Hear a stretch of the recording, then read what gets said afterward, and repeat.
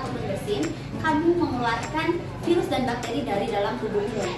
Bisa berupa cairan ataupun melalui udara yang akan menularkan kepada orang lain. Namun, kamu dapat mencegah penularan infeksi dari batuk ataupun bersin dengan menerapkan beberapa etika batuk dan bersin seperti yang akan saya contohkan. Yang pertama, kamu dapat menggunakan tisu ataupun sarung tangan untuk menutupi hidung dan mulutmu ketika bersin, seperti ini.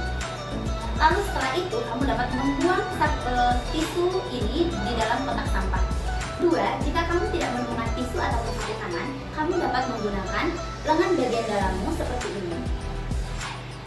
Yang ketiga, kamu dapat menggunakan masker ketika kamu sedang batuk ataupun bersin, seperti ini.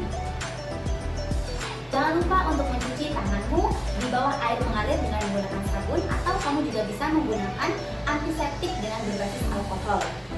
Lalu jangan membuang ludah ataupun air liur sembarangan dan menerapkan etika batuk dan bersin, maka kamu ikut serta dalam mencegah penularan infeksi dari dalam diri kita kepada orang lain.